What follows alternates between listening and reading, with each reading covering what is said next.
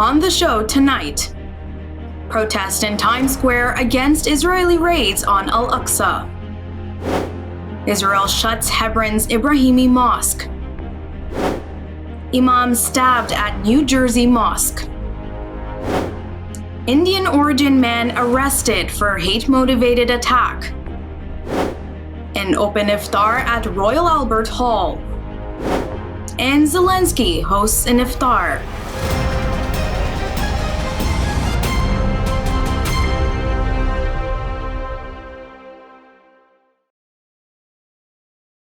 From Toronto studios, this is the Muslim News on Muslim Network TV. Assalamu alaikum, I'm Saamiyah Syed.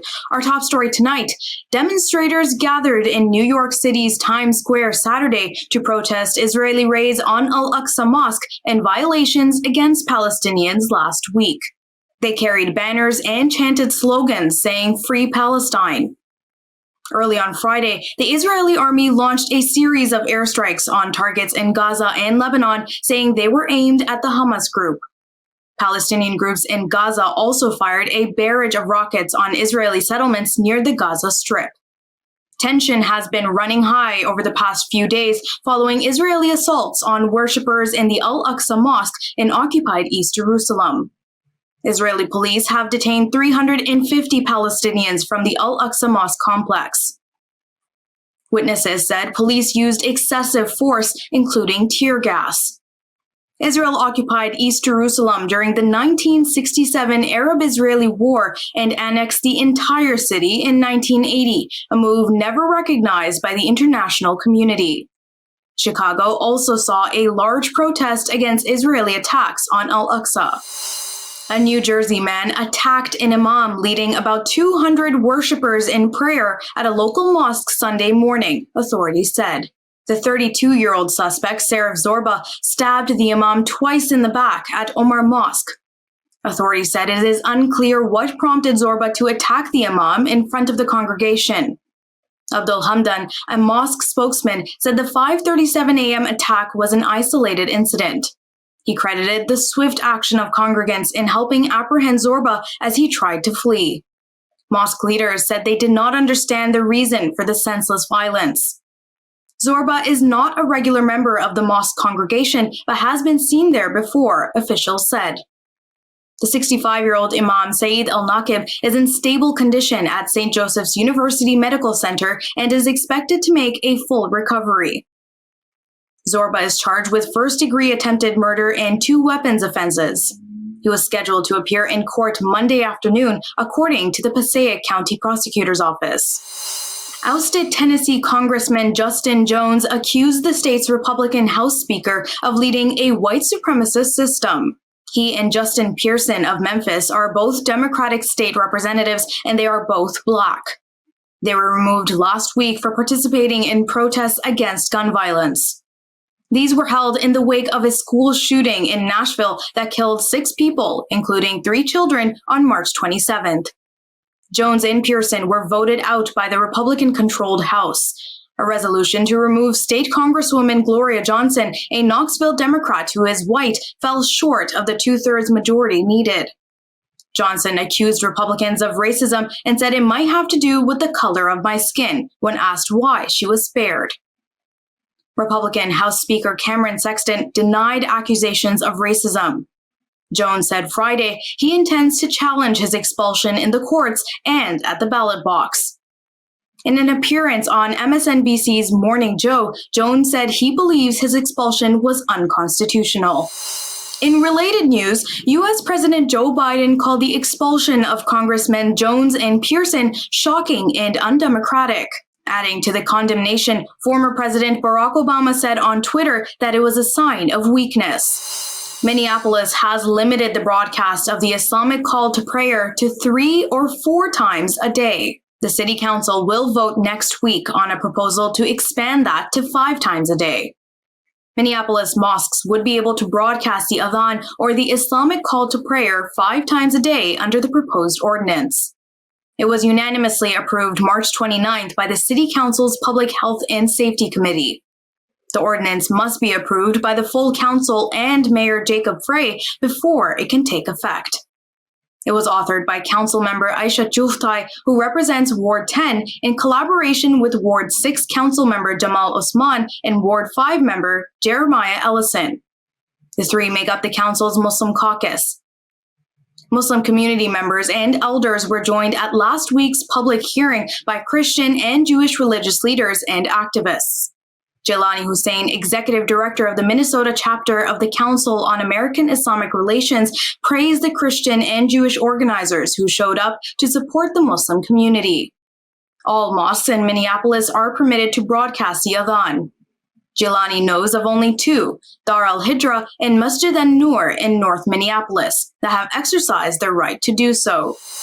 A story on an Indian-origin man who was arrested for hate-motivated attack comes with details after the break, so stay tuned and we will be right back.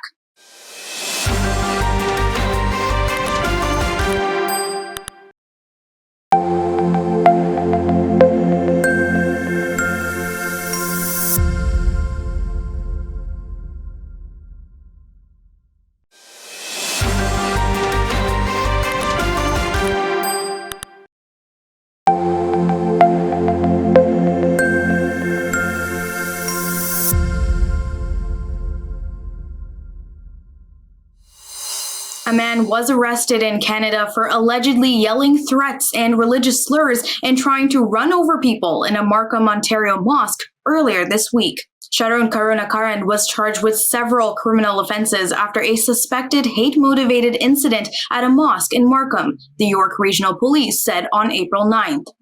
The incident was condemned as an Islamophobia-motivated attack by several officials. Minister of Housing and Diversity and Inclusion Ahmed Hussein said that he was deeply saddened by the incident. The rise of Islamophobia-motivated attacks is deeply concerning, and we must stand up against it.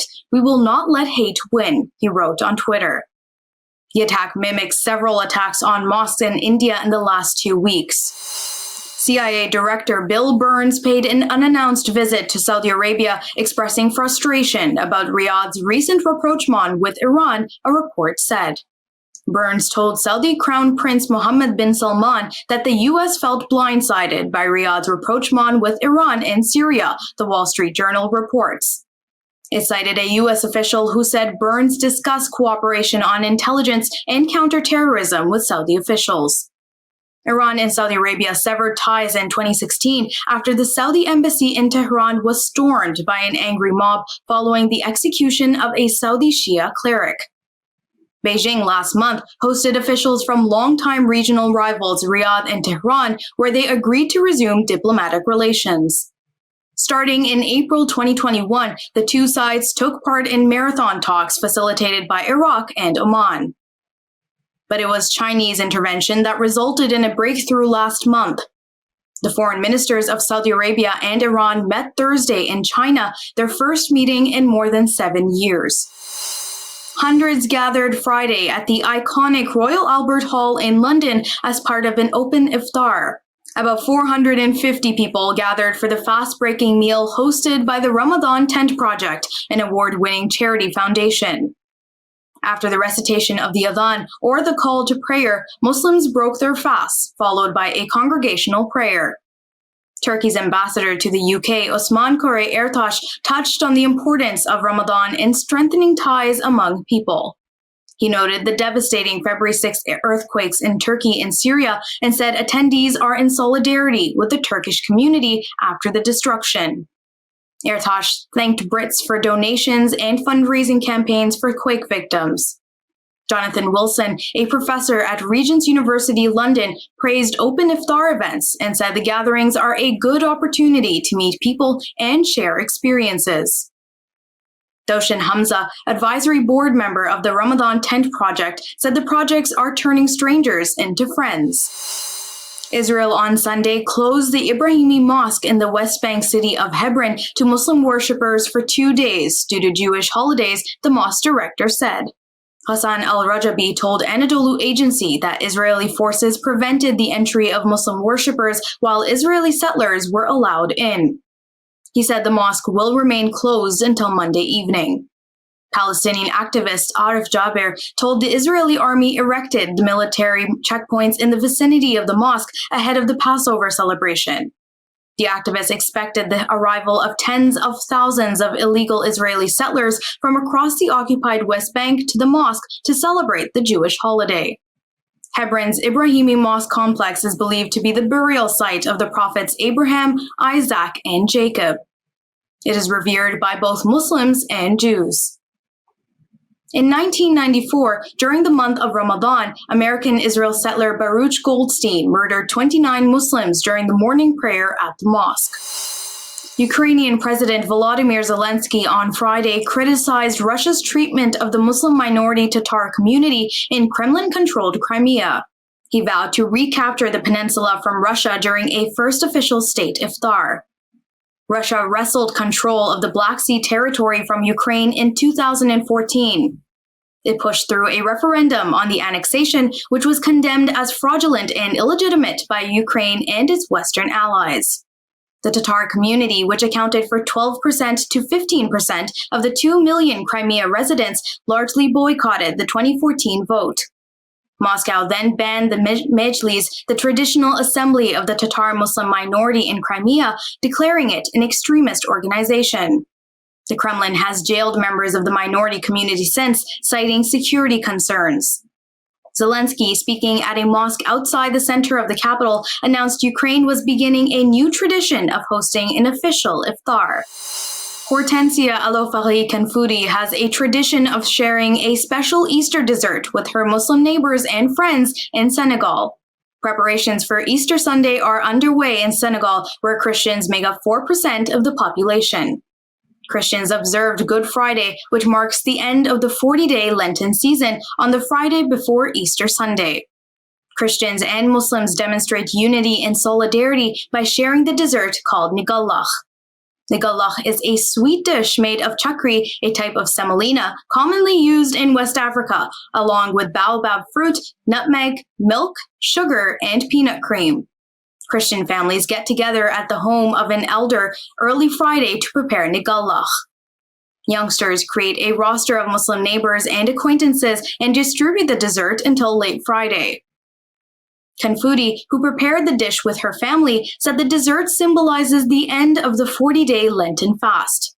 Besides being a traditional dessert, nigallah also is a symbol that strengthens the dialogue between Muslims and Christians, she says.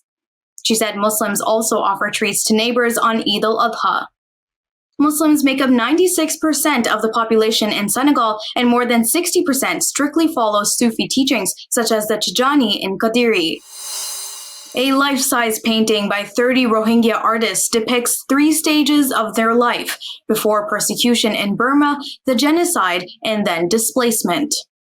The artists in Bangladesh's refugee camps in the southern border district of Cox's Bazar completed the painting in 2 weeks. 20 such life-size paintings and 100 smaller ones by Rohingya artists were exhibited at a mall in the capital Dhaka. The 3-day event was organized by the United Nations Refugee Agency, UNHCR, in collaboration with Artolution Bangladesh, a global community-based public arts group. Rohingya youth Anwar Farooq is one of the 30 artists. He told Anadolu, through arts and paintings, they want to keep their dreams alive and show the world their talents. Farooq said refugees no longer want to be a burden for Bangladesh and depend on relief foods. They want their citizenship rights restored and to be repatriated to their homeland with safety guaranteed.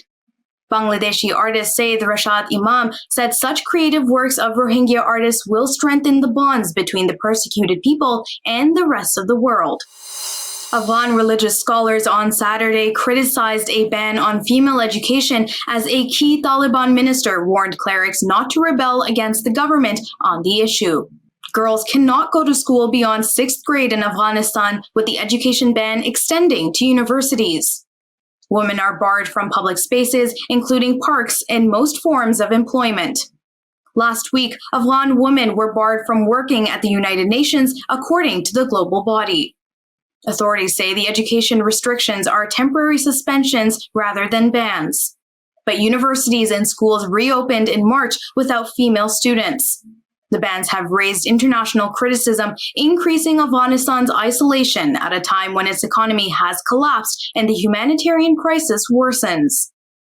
Two religious scholars who are well known within Afghanistan said Saturday that authorities should reconsider their decision.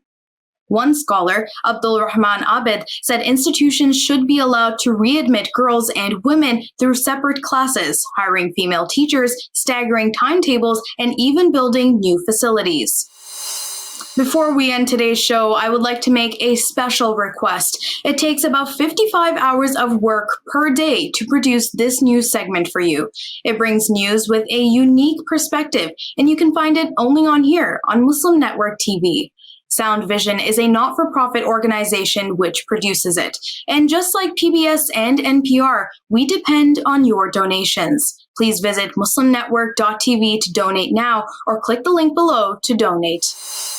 Thank you so much. That's all from our Toronto studios tonight. Thank you for tuning in. You can subscribe to our YouTube channel and hit the bell icon for the latest updates. For more content, keep watching Muslim Network TV or visit muslimnetwork.tv. Assalamu alaikum and good night.